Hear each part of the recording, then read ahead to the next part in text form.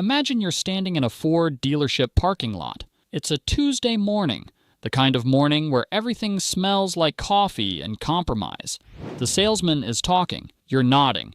He's explaining why the truck you want, the fully loaded, properly equipped, actually capable version, costs $68,000, maybe $70,000, maybe more. And you're standing there, smiling, nodding, secretly doing math in your head. That doesn't work no matter how many times you run it. And somewhere on the other side of the planet, a factory is running 24 hours a day, building trucks that would absolutely embarrass what you're looking at right now. Trucks with more power, more technology, more capability at a fraction of the price. And you can't have one. Not here, not yet. But that story is changing fast. Welcome to the new reality of pickup trucks. And it is uncomfortable if you're a Ford shareholder. Today we're talking about 3 Chinese pickups that are reshaping what this segment is supposed to look like. Let's start with the one that's causing the most noise globally right now, the BYD Shark 6. The first thing you need to understand about the BYD Shark 6 is that it should not be this good. That sounds like an insult. It isn't. It's an engineering compliment of the highest order. When you put a 1.5-liter turbocharged engine in a pickup truck, the expectation is somewhere between modest and sad. But BYD didn't stop at the engine. They layered on 2 electric motors, one on each axle, and created what they claim is the world's first longitudinally mounted range extender hybrid layout in a plug-in hybrid pickup truck. That's not marketing language. That's a genuine first. And it matters because of what happens when you add all of it up. 430 horsepower, 650 newton meters of torque. In a mid-size pickup truck, named after a shark, the naming department understood the assignment. 0 to 100 kilometers per hour in 5.7 seconds. That's not a truck number, that's a sports car number wearing work boots. The platform underneath is BYD's DMO, dual mode off-road system. Built from scratch specifically for this kind of punishment. Doesn't borrow from a sedan platform, doesn't apologize for being in the dirt. It was designed to be there. The battery is BYD's legendary Blade LFP pack, about 30 kilowatt hours, integrated into the chassis itself using cell-to-chassis technology that actually increases the rigidity of the body by up to 22%. The battery isn't just storing power, and it's structurally part of the truck. That's engineering witchcraft, and it changes the fundamental physics of what a pickup truck body can be. You get about 100 kilometers of pure electric range, depending on how you're driving. And then the 1.5-liter turbocharged engine kicks in, not to drive the wheels directly, but to charge the battery and extend your range. The total combined range? Around 800 kilometers. 500 miles on a single tank and charge in a truck. You can drive from Los Angeles to San Francisco, turn around, and keep going without stopping for gas on 7.5 liters per 100 kilometers of fuel consumption, which, just so we're clear, is better than many compact cars. Now let's talk about the outside, because the Shark 6 doesn't look like it's trying. It looks like it already won. The front end is assertive without being theatrical. Sculpted hood lines, LED lighting that wraps around the face with intent. Is muscular in the way a well-trained athlete is muscular, not performative, just functional. The proportions are right. Ground clearance sits at 230 millimeters unladen, with a 31-degree approach angle and a 17-degree breakover angle. Double wishbone suspension front and rear, which is something you don't get on every truck in this class. Sand mode, mud mode, snow mode, terrain-specific configurations that don't feel like checkbox features. They work. The interior is where BYD starts to feel a little dangerous to the establishment. You get a massive touchscreen, up to 15.6 inches in some markets, that rotates. Wireless Apple CarPlay and Android Auto, a heads-up display, ambient lighting, leather seats, a sound system that, again, shouldn't be this good in a truck at this price point. Premium audio, climate control, the kinds of things that Ford charges you extra for and then makes you wait 3 months to get. And the price? In Mexico, the BYD Shark starts around $53,000 to $57,000 depending on the trim. In Australia, where it's flying off lots as the Shark 6, pricing lands around 57,900 Australian dollars before on-road costs. That's well under the Ford Ranger PHEV, which starts at over 71,000 Australian dollars, the Shark beat it to market, undercut it on price, and outspecced it on technology. Ford's response was essentially to say no comment, while quietly sending engineers to purchase and dismantle one. Here in the United States, you can't buy it. There's a 100% tariff on Chinese-made electric vehicles, 100%. Double the price just to get it through customs. That's not a trade policy. That's a wall built by lobbyists. We'll get back to that. But north of the border, people are already bringing these in. Canadian buyers have actual pathways to legally import and register vehicles like the Shark 6 through the 15-year import rule and various commercial registration channels. And they're doing exactly that. They're doing it quietly, and they're loving every kilometer of it. I know because I've spoken to guys who have driven them. The grin on their faces when they talk about it is the same grin you get when you find a loophole in a game that was rigged against you.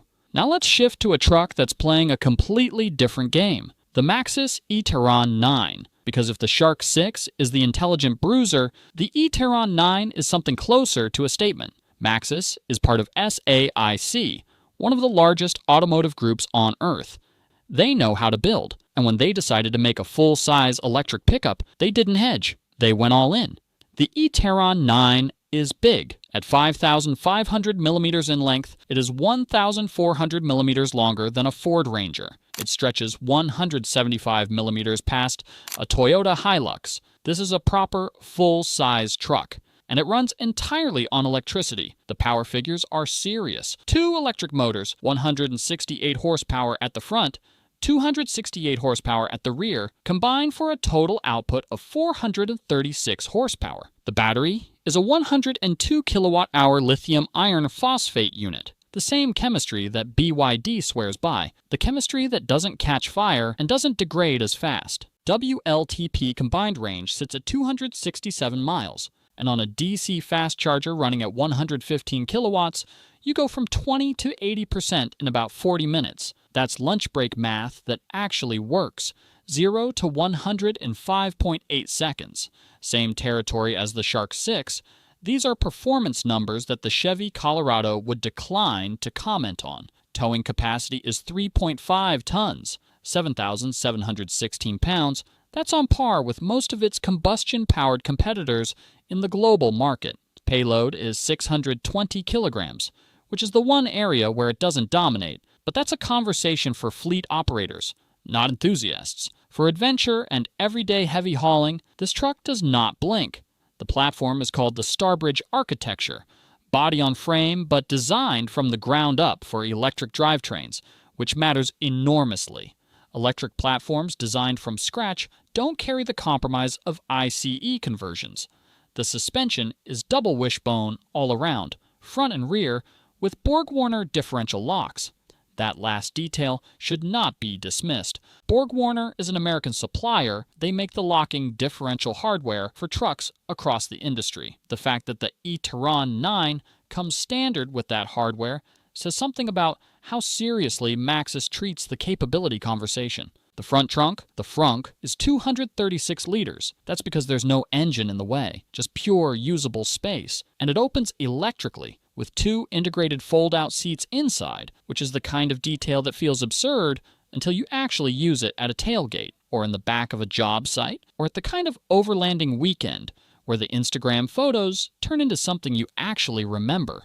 The rear wall of the cab can be lowered, extending the load bed from 1.7 meters to 2.4 meters. That's 8 feet of usable cargo length when the tailgate is down. You can fit surfboards, you can fit lumber, you can fit the reason you bought a truck in the first place. Inside, Maxus gave the eTerron 9 an interior that belongs in a different price bracket. Leather upholstery, power adjustable front seats, a 12.3-inch LCD instrument panel paired with a 12.3-inch central control touchscreen, wireless CarPlay, and Android Auto, air suspension that automatically lowers the rear by 60 millimeters when stationary to make loading easier, and that lowers the ride height at highway speed to increase range efficiency. That's adaptive intelligence baked into the suspension geometry. The truck thinks ahead, so you don't have to.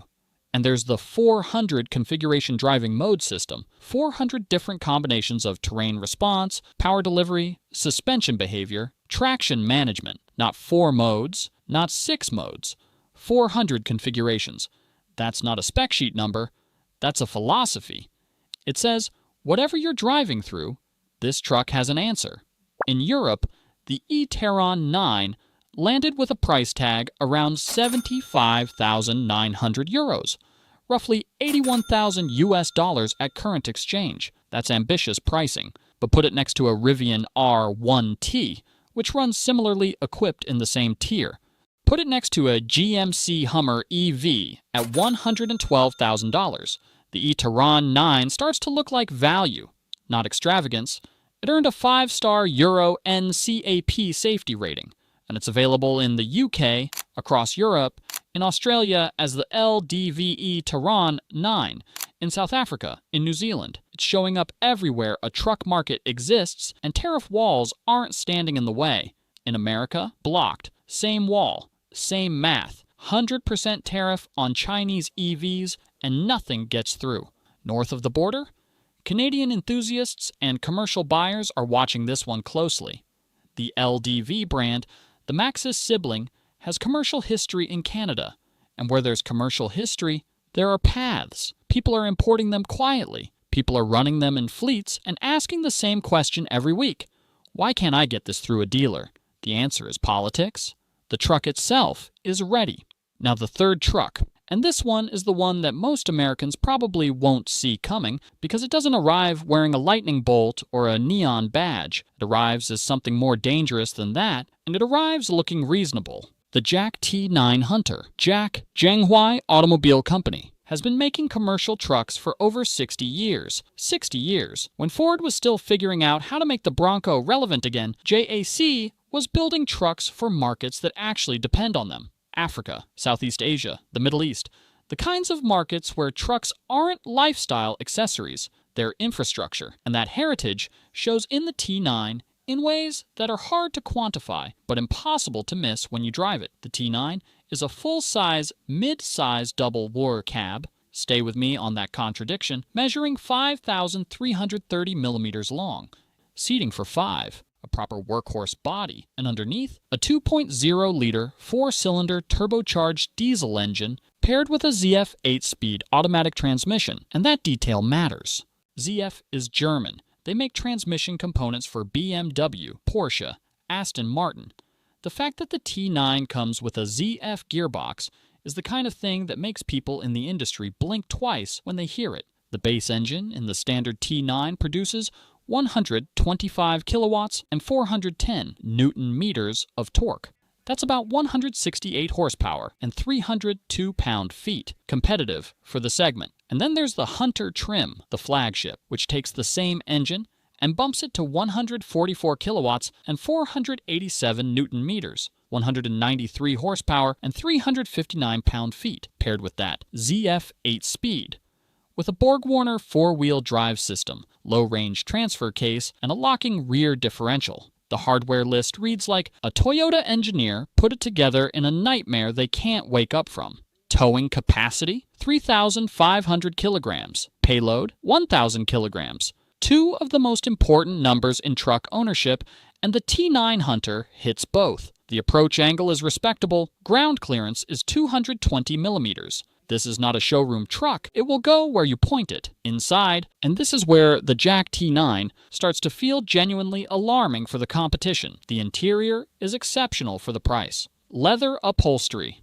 A 10.4-inch touchscreen infotainment system with wireless Apple CarPlay and Android Auto, 360-degree camera system, dual-zone climate control, heated front seats, ambient lighting, auto-dimming rear-view mirror, rain-sensing wipers, a sunroof, and then my personal favorite detail, a center armrest box with a cooling vent. You can put drinks in the center console and it will keep them cold. That's either genius or completely unnecessary. Either way, it exists, and the Ford Ranger doesn't offer it at this price. The safety suite is comprehensive: autonomous emergency braking, blind spot monitoring, lane keep assist, adaptive cruise control, hill hold control, hill descent control, 7 airbags, including a front center airbag, which JC claims is a world first at this segment and price point. 6.5 airbags worth of life-saving infrastructure, more than some competitors charge extra for. And then there's the price.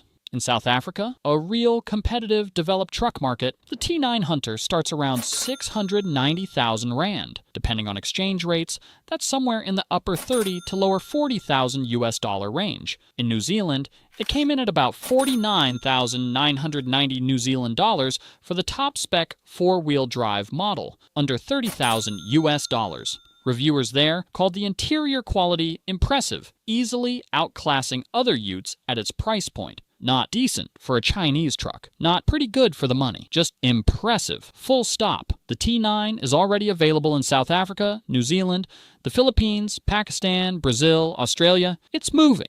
And JAC isn't new to commercial vehicle markets. They have 60 years of distribution infrastructure in hard markets. They know how to put trucks in front of buyers who need them. Here in the States, we're blocked again. The walls are tall. The politics are loud, but north of the border, Canadian buyers can legally import vehicles that meet safety and emissions standards, and the T9 doesn't have the same EV tariff complications as the Shark 6 or the eTerron 9.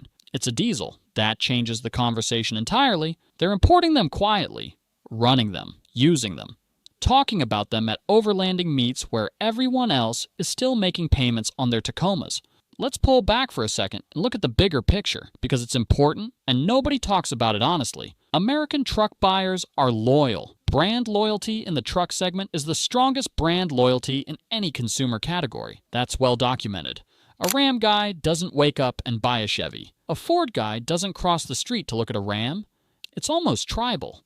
And the American truck makers have been protected by that loyalty and by tariff walls for long enough that they stopped innovating in ways that actually matter. The Ford F-150 Lightning was supposed to be the future, and it's a genuinely capable truck, but it starts at 60 grand, and the range anxiety is real. The towing numbers drop when you actually tow something, and the waiting lists were long before they started giving discounts to move inventory. The Ram 1500 EREV is gorgeous and delayed. The Chevy Silverado EV is real but expensive and still not widely available. Meanwhile, the BYD Shark 6 is doing 0 to 60 in 5.7 seconds on a hybrid powertrain that costs $50,000 and gets the fuel economy of a sedan. The eTerron 9 is a full-size all-electric truck with a frunk air suspension, 400 driving modes, and a 5-star safety rating. The JAC T9 Hunter comes with a ZF transmission, a locking differential, 7 airbags, and an interior that embarrasses trucks costing $15,000 more. The American truck industry's response to this has been to lobby for tariffs and hope nobody notices. The tariffs are working in the short term, but short term is the only timeline tariffs have ever worked on. Because here's what's actually happening. The global truck market is voting with its wallet. Australia voted for the Shark 6. It outsold the BYD Shark 6 in the first months of availability and became BYD's best-selling vehicle down under. South Africa voted for the JAC T9. Europe is signing up for the eTerron 9. New Zealand reviewed the T9 and said, and I'm not making this up, anyone looking for a high-spec ute with excellent build quality and a comfortable ride priced less than an entry-level Ranger should certainly have the JAC T9 on their radar. These aren't niche automotive journalists trying to be provocative. These are mainstream reviewers calling it how they see it. And what they're seeing is this: Chinese trucks have crossed the quality threshold. Not approaching it, crossed it. The moment a product crosses a quality threshold, the price differential becomes insurmountable. This is how Japanese trucks eroded American dominance in the 1970s. This is how Korean cars became mainstream in the 1990s. The playbook is the same. The timeline is always faster than the incumbents believe. And what kills me, what genuinely bothers me as someone who loves trucks and loves this country, is that we're sitting here blocked by policy from even making the choice. I can't go look at a Shark 6. I can't drive a T9 Hunter to see if the seat leather is as good as they say it is. I can't open that frunk on the eTerron 9 and decide for myself whether 236 liters of front cargo space changes the way I think about a truck, because someone decided I shouldn't get to make that decision. But up north, that's a different conversation. North of the border, people are already making the decision. They're registering these trucks, they're driving them, they're posting videos of them doing things the establishment says they shouldn't be able to do. And every video is another crack in a dam that cannot hold forever. Here's what I think happens next. BYD is already manufacturing in Mexico. Not for trucks yet, but the infrastructure is being built. When that manufacturing happens and the 25% chicken tax applies, instead of 100%, the Shark 6 changes from impossible to import affordably to very difficult to ignore at this price. That's a different conversation.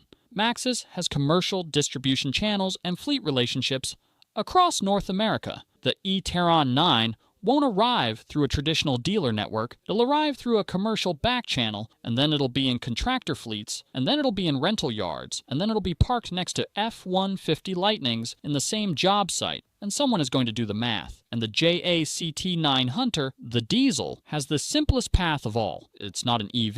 The tariff landscape is less hostile. And JAC has 60 years of commercial truck infrastructure to lean on. They know how to penetrate markets. They've done it in harder places than North America, the era of American truck dominance at the top of every segment, at every price point. For every buyer, that era is over. It didn't end suddenly. It's ending the way these things always end. Gradually, then all at once. Right now, we're in the gradually part, and the trucks I just told you about are the part that comes after. I'm not saying the F-150 is going to disappear. I'm saying the next time you walk into a dealership and a salesman starts explaining why the truck costs $70,000, you're going to think about a Shark 6 with 430 horsepower doing 0 to 60 in 5.7 seconds for $20,000 less. And you're going to think about Canadian plates, and you're going to feel something complicated. That feeling? That's the future arriving early. Game over for the establishment. Whether they've realized it yet or not,